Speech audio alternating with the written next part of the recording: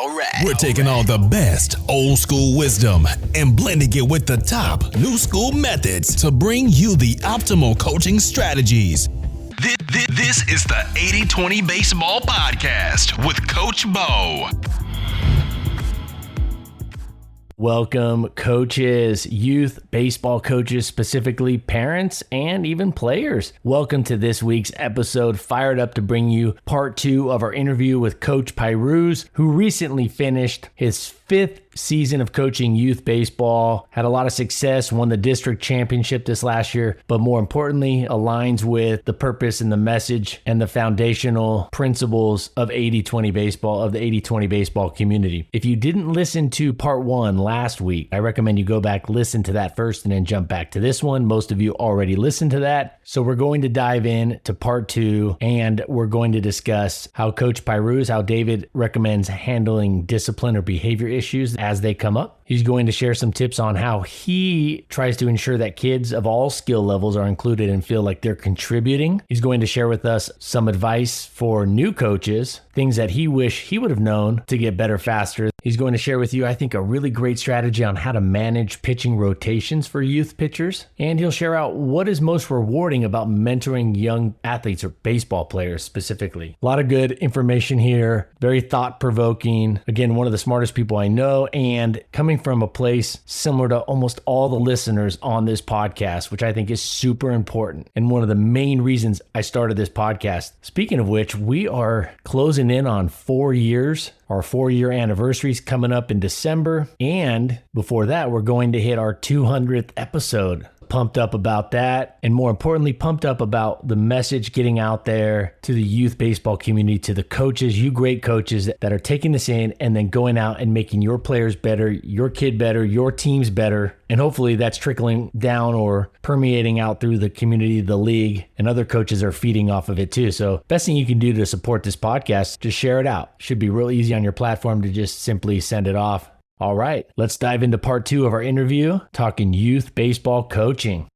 I know you as a coach are proactive on this, but how do you handle discipline, behavior issues if they come up? It's kind of a simple approach that you have for that? Well, I learned this from you. This was straight out of your playbook about having clear expectations, not rules, expectations. And you try to keep it simple. And so like our little league, we have a player code of conduct, a parent code of conduct, but it's this massive legalese, almost a list of rules. And that doesn't work for kids. They sign it, but they don't really read it. So what I do is I hand out at the beginning of the season, the expectations for the team. And there's just 5 of them. You got to show up on time. You got to be respectful. You got to hustle. You got to control your anger and no damaging equipment. And the hardest part, of course, is to have to enforce them. And so it's one thing to have them. And I've had them in the past and didn't enforce them well enough. But with my all-star group this summer, I enforced them. And just to give you an example, and shout out to Matt, who I coached with, I know he's a big listener of this podcast, for the travel team, the Boulder Thunderbirds. I was assisting on his team. And I just remember that there was this kid on the team. It was towards the beginning of practice or the beginning of the season. And I hadn't really, you talk a lot about deposits and withdrawals, and I hadn't made enough deposits with that kid. So this kid, after he struck out, it was a competitive drill. He had to go sit and he slammed his bat down. So I went to go talk to him afterwards, and he just blew me off because I just didn't have the relationship built up with him at that point in time. And so it's really hard to enforce a rule, even though it's listed on paper and it's stated. It's really hard to be able to enforce that rule. So this all-star season, I tried to do things a little bit differently, not to try to be as much of a stickler for rules, at least in the first couple of practices, until I had a chance to make enough of those deposits. And this time around, the first kid who got punished was my son. He didn't bring his required equipment. And the second time he had to do what I call a reflection lap. It's not running just to run, but to reflect. You want to get back into practice, you run around the field as fast as you can and you rejoin your team. If you need some time to collect yourself out of frustration, you could jog or walk. I don't really cast any sort of judgment on the kids about the speed, but other kids on the team, when they saw that he got disciplined, it really set the tone right off the bat. And so I had to enforce the rules several different times with kids, and it was actually pretty easy. They all understood it, and their parents understood it, because the parents parents take that home too. So I think the discipline, behavioral issues, and again, these are mostly 9 and 10-year-olds, might be starting to get a little bit different when you get up to 11 and 12-year-olds. And with the younger kids, it might be a little bit harder because maybe they just don't understand them the same way that 9 and 10-year-olds do. But that's been my approach. And I've really learned a lot about it over the years, especially from you. And that's going to be my approach going forward for the next couple of years too.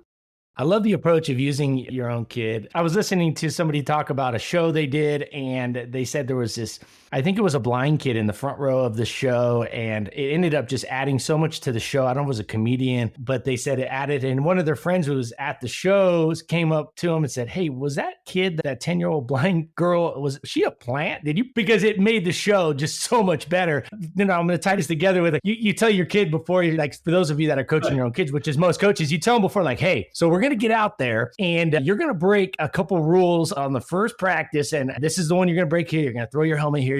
And then I'm going to enforce the rules, but just know we're just setting, it's just all an act, but we want to make sure that, hey, and then, I don't know if you want to do that, but I feel like that might not be a bad idea. Like if you could set it up and kind of act out something. The reason I wouldn't necessarily do that because it's not authentic. It's not genuine. You'd have to really wrap it back together behind the purpose of it. And I don't think deception is a good way to build rapport. Speaking of rapport, that example that you brought up with the kid that you just didn't have the rapport with, it made me think of a tip for coaches. And this is for coaches or teachers, anybody who's working with kids that are not their own and you don't have that rapport built up. The less rapport you have, the more questions you need to start off with. The more you got to be inquisitive, like, hey, so what happened there? Or what's going on? Or how you feeling today? And I'm not saying one question. If you have very little rapport, you might have to ask 2 or 3 questions and maybe even some quality follow-up questions. Now, the more rapport you have with your kid or kids or players, the fewer questions you need to ask at the beginning. You can just get into the nitty-gritty of laying the law down and say, hey, these are the expectations, here's the consequence, and you've already built that rapport. So a good tip, I think, if you have less rapport with players, or no rapport, you can still get across to that kid, but you better come from a very like, hey, this kid needs to be very sure I'm trying to understand him or her. I'm trying to understand them and I care about them, ask good questions, and then move from there with whatever the consequence or the redirecting of that behavior is. Does that make sense? Absolutely. Yeah, it's tough. And especially when you get these brand new teams and you got them for 6 weeks or not even 6 weeks, and it's taking that time. It's making sure that you're very deliberate to take time to spend. And it doesn't need a lot of time. It's 2 minutes, 5 minutes to make sure that you can go through each one of your kids on the team. Maybe they're sitting out for a drill and that's your chance to be able to talk to them. Maybe they like to hang out after practice a little bit more and that's your chance to talk to them, or they get there early. And those are opportunities to build relationships. Yeah, you're right. Some of these seasons, some of these teams aren't always together very long, and you want to have success and build as much rapport as quickly as possible. Knowing, hey, I don't have really great rapport with this player, or maybe I just met them 2 weeks ago, but hey, the rules are the rules. And if I start bending them or letting their kids break it now, well, then how am I going to enforce them later? So I think having that approach, that in your toolbox of, okay, I don't really know this kid very well. I don't have much of a rapport with them. Boom, I go right to my questions and inquisitive nature, just really carrying in more into the getting to know them, getting to know what happened, where they're coming from, what's wrong, and really just hearing them, not trying to project our thoughts on it, but just really listening to them so they really feel heard. And then you can redirect them, because the goal is to redirect them and get them doing stuff in a better, healthier way. And of course, the way to get there is by getting that buy-in, and they need to know that you care. Another thing to automate, give your players control of the warm-up routine. And so you can have time with your assistant coaches. Another thing to do, and you probably are doing this, is also that's a good time to walk around and build some rapport there, build some rapport during the warm-up routine or the throwing program. If most teams should have a throwing routine at the beginning, if you're having to run it step by step and you're having to direct the entire thing, then it's really hard to also build rapport while you're saying go or all right, high knees or what have you. All right. So how do we ensure that kids of all skill level? This is a tough question, David. And this one's tough, so you can take it whatever way you want. But how do you ensure kids of like all different skill levels, like the really great players? I know this last season you said I got these 2 players that are great. You got some newer players. All-Star is a little different, but the regular season, you got different levels. I'm going to give one example. My dad had a player, great kid. He's a doctor, Hirsch Meda. And Hirsch Meda couldn't really do a whole lot on the field. He was a great kid. He was a great teammate. He was great for the team culture. He went on to be a doctor. He was more into the AP classes. He wasn't really a sports kid, but in Little League, my dad had him on the team. And my dad dad realized that he was fast. He could run fast in a straight line really good. And my dad's like, I'm going to teach him how to bunt. And he led the league in bunt hits. And so, he would just bunt all the time. The other teams would know. But in Little League, of course, a good bunt can put a lot of pressure and lead to a lot of errors. And he turned those throwing errors into doubles. What's something that you do to help all the skill levels contribute? Yeah, I mean, everybody has a role to play on the team. And it's not just pitching or catching, fielding or hitting. There's also other things going on too. It could be the base running, like the really fast kid who you get him on base and be stealing. But there are other kids who really help facilitate some quality practices or team building or even scouting. Like I've had on my all-star team, this one kid, just exceptional baseball intelligence where he'd point things out to me and to the assistant and coaches that we hadn't even thought about. So everybody has different roles to play on the team. But in terms of making sure that they're included and they can actually contribute, one thing I like to do, and I've really did it more was this year, was from the outset, ask them, what is the position that you feel you can contribute most to the team? And this could be a position that they truly can contribute because they know that they're good at it, or something that's a little bit more aspirational on their end. And then give them the opportunity. Now, if I have a kid who cannot catch very well and he or she says they want to be a first baseman, I'm not going to do that, partly because safety is too important. Or if they can't throw consistently strikes, I'm probably not going to put them at pitcher, but I'm going to give them a chance to do it. So what I like to really do is to reward growth and reward hard work. So ultimately, it really comes down to is figuring out what they really want to do and then figuring out what they're actually good at and how they can contribute. And then I treat Little League a little bit differently than a travel team because Little League's more about player development. I'm going to take more risks and put kids in positions where they might be prone to make more errors because, again, that's how they start to learn and that's how they start to get better at it. And so I'll start at practices and then eventually give them opportunity in games to be able to play those positions. It's a tough question, though. I mean, it's one of the biggest challenges, I think, for all youth sports coaches. That answer you just gave was a lot better than I was expecting, just because that is a tough question. And you already answered it partially earlier. So you actually came with a couple more bonus tips on top of that. That was pretty impressive. I think I learned something there about just a better way of making, like the scouting example. That's not even during a game or even during practice. That could be between games, or there's a game going on before your game. You get there early, but you have a kid who really likes that. And maybe he'll be in the front office of the Colorado Rockies someday. So now a couple of questions here left. What's something that you'd recommend youth baseball coaches avoid doing?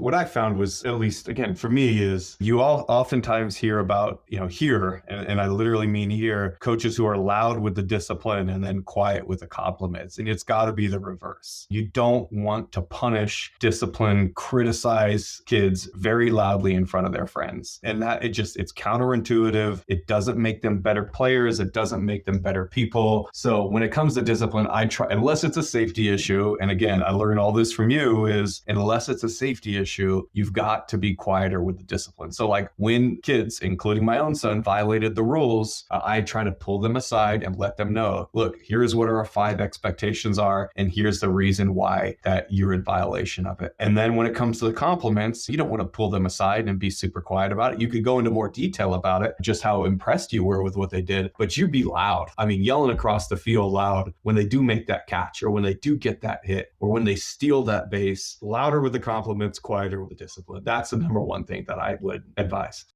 It's hard enough to get buy-in from players and build rapport. It's tough. I mean, not all kids, but some kids, it's very tough to build rapport, to get buy-in, and also to enforce the expectations and the rules and the standards.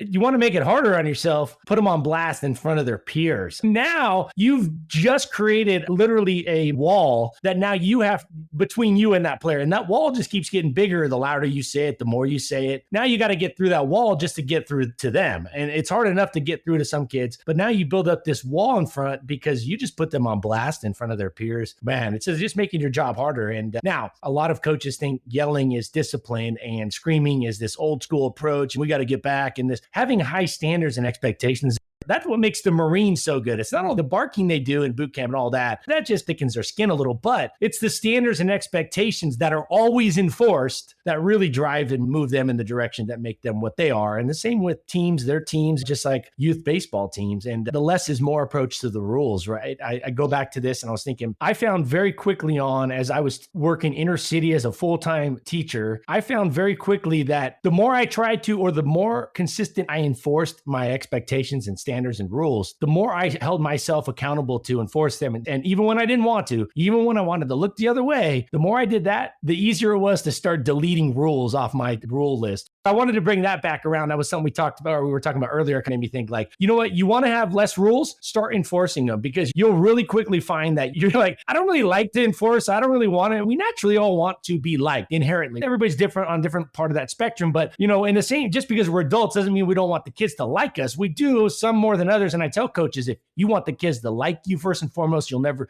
first up, you shouldn't be a coach. And you're going to struggle as a parent also. With that said, to make it easier on ourselves, is when you have to, and you should always enforce your standards and expectations, and you should stick to the consequences as you've forewarned and as you've outlined and set forth before the season, at the beginning of the season. It's really, that makes it a lot easier to start crossing off these rules you thought were going to be great, but you're like, nah, not worth it. No. And now you're like, oh, I got 5 left. I got 3 left, 4 left. Because when you hold yourself accountable, all of a sudden those rules start dropping off. But anyways, I just want to hit on that before we move here to the next question. I got a few more, and I appreciate your time, David. Man, I knew you were going to come through, and you've exceeded my expectations.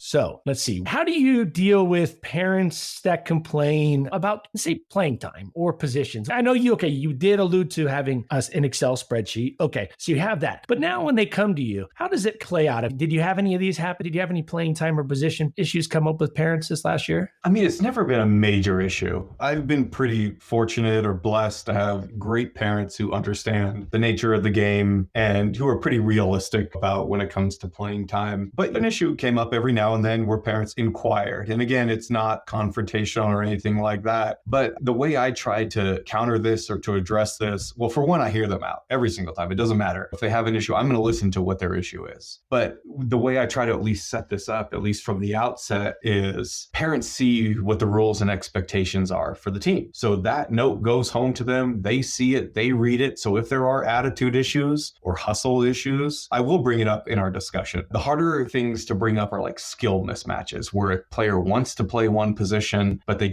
either aren't well equipped to play it, or there's just somebody else who just does it a lot better. So in Little League, maybe that's a little bit different. Maybe I'm going to take some more risks there. But when it comes to an all-stars or a travel team, well, it's a little bit different. But those are uncomfortable conversations that you need to have. And it's important to be frank and important to be direct with people, not dance around the issues, just tell them what they are. For Little League, though, what I try to do is I let everybody know everyone's going to sit the bench at least 1 inning per game. It doesn't matter if you're at the top of the list or the bottom, however that's defined when it comes to skill. I just remind everybody, and especially the parents, that it's still about player development. After age 12, when these kids are in their teenage years, you want to push them to more competitive leagues. But right now, the ultimate goal for me is to instill a love of the game of baseball. And if they say they want to come back and play next season, then that's an indicator that I've been successful at it. But I let parents know that there are going to be times they sit the bench or they don't play the desired positions because there's other people who want to play them too.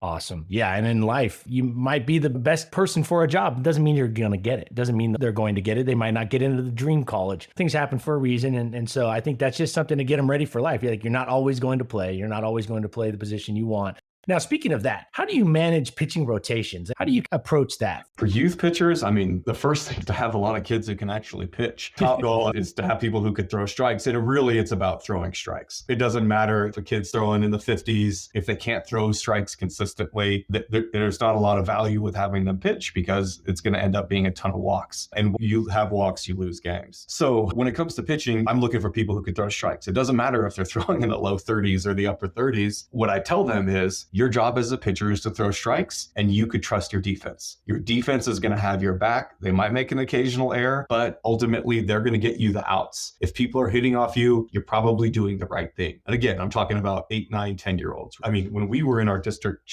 tournament, we lost in our second game and ended up in the elimination bracket. So we had to play 7 games in 6 days, and it required a lot of strategic planning. But I also sort of let it fly. If a kid's on fire and I know they're going to cross that threshold into 36 pitches and it's going to cost me 2 days of rest for that kid, even though they're a great pitcher, I'll let them loose. If they're off and they're staying under 20 pitches, I'll pull them. So what of all the planning that I did in the lineup? A lot of it really matters on who's on that day and who's off, because it's tough to be able to predict that in advance. And when it comes to pitchers, some of them are going to be on and some of them are going to be off. But knowing that you have other people who could go in there and pitch, it's really comforting. It really makes it so that you're confident going into those games.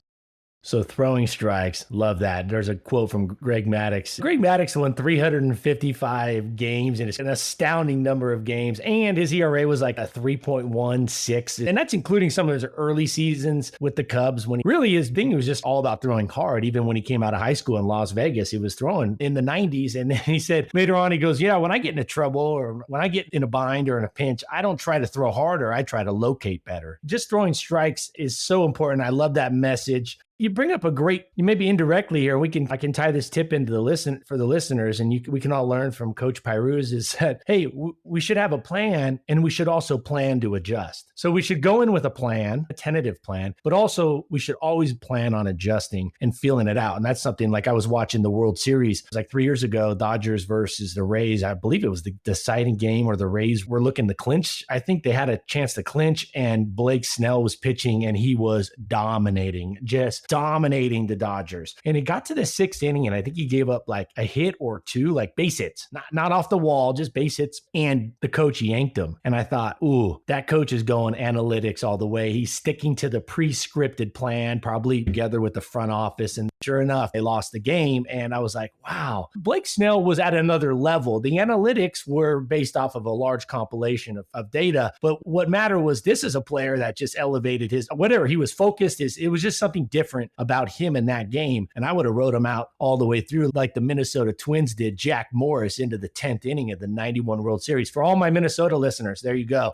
I'm not saying pitching the kids till their arms fall off is by any means the right way. But what you're saying is, within the pitching parameters, the pitch allocation limits and pitch limits, you stick within those, but then you also feel it out. And I love that. I love it how you go with a plan, but you're not afraid to move away from that plan. Now, all right, you've given a lot of time, David. I want to wrap this up. What's a couple tips for like a new coach? If you could go back 5 seasons, you've been doing it 5 seasons now. If you could go back to yourself 5 years ago, or just to a new coach, what are a couple tips that you would recommend a new coach try to learn early instead of having to learn the hard way? Yeah, I think making practices more efficient would be the number one thing. Fun, make it something that they want to come to, but make it busy, something that they're excited about. So we try to make practice hard so that the games are easy. And the way to do that is to make it, you've talked about gamifying practices, make them competitive between 2 or 3 groups of kids. And at the end, try to make it so that there's a reward. And the reward could be doing fewer burpees or whatever it is. I just remember one all-star practice, I was running through these scenario drills, and it became pretty obvious my base runners weren't taking it seriously. They were taking like all these risks that they would never take in a game, like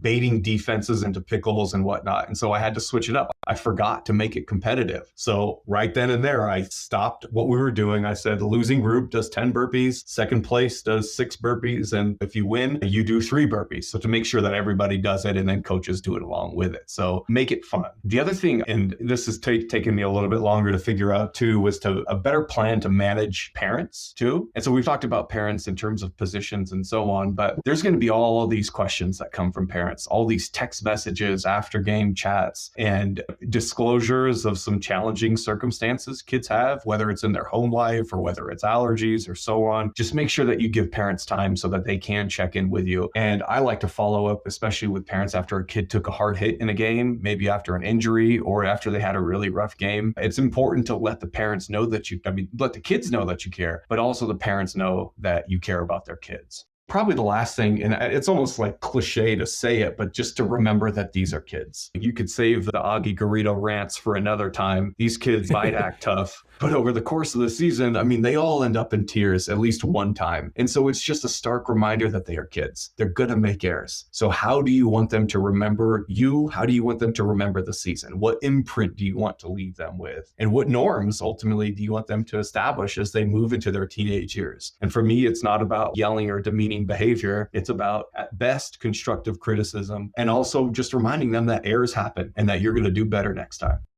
Awesome. I like your message about following up and just following up with the parents too. And just a quick call, just a quick message to see. I mean, and that should be something that kind of comes naturally, but sometimes we get busy with our own lives and our own families. We forget, oh yeah, Johnny did get hit by that pitch and we should check in with them. I got a knee replacement that's better than ever. And I remember the surgeon, super busy surgeon, one of the best knee doctors, knee surgeon in the whole area. And I know he's always busy. This guy was in high demand, hard to get in to see. But even he called twice. He called from his personal cell phone to call and check in over the following weeks after my surgery. And it was just a quick call, just a quick couple minutes to see and check in. What's been the most rewarding part of mentoring young athletes, young baseball players? Oh, I think it's when they listen and take a message to heart and you see the growth occur, like little improvement, little things like an outfielder and you're starting to see their footwork improve, or like a hitter when they get better on a 2-strike count where they become more confident up there. Like those little things that you're not really noticeable to the outside, but as like the audience or the fans or whoever's watching, but to a coach, you see, oh, wow, they actually were listening and they're actually taking steps to improve things in their game. That's one of the most rewarding experiences. The other would be the team cohesion. It takes a while for teams to build and for cohesion to form. But once you see that they do have each other's back and they are supporting each other, and I think that's really fun, hearing those dugout chants and the passion that comes with it. I had one of the kids on my all-star team was just, you just know his voice. He's just screaming, what are we going to do today? And it's so fun to hear that because he's getting everybody involved. And those are the most rewarding aspects, I think, of mentoring young athletes. So cool. That's awesome. Well, I'll tell you what, David, thank you so much for coming on and I appreciate your time. This has been a lot of fun. Absolutely. And as a fan and a true listener of this podcast, I'm eager to keep listening in the future. It's awesome what you do for the young baseball community. Well, I'll tell you what, it makes it a lot more fun when I have somebody like you to just talk shop with. And at the end of the day, know the listeners are going to get a ton out of this. So excited to put this out there. And again, thanks for your time, Dave, and take care. Absolutely. Thanks, Bo.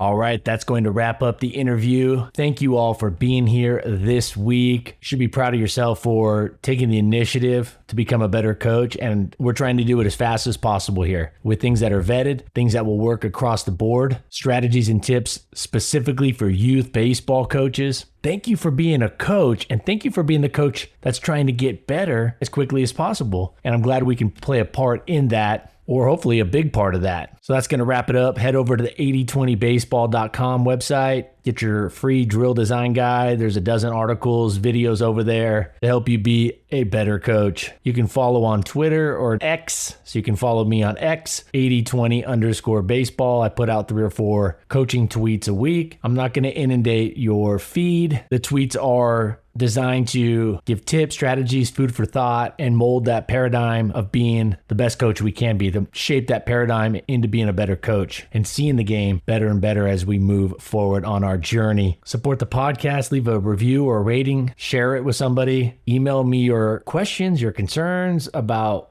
your team or players or upcoming season. Email me your success stories using things that we talk about on this podcast. And until next week, take care of yourselves, take care of your health so you can take care of your families, your close friends, and take this information out there and use it. Listening to it, reading about it, watching videos doesn't make you a better coach, at least not until you go implement them and put them into action. That's when it all comes together. So go ahead, do that, take it to the field, and until next week, adios. This has been the 80/20 Baseball Masterclass. Take it to the field.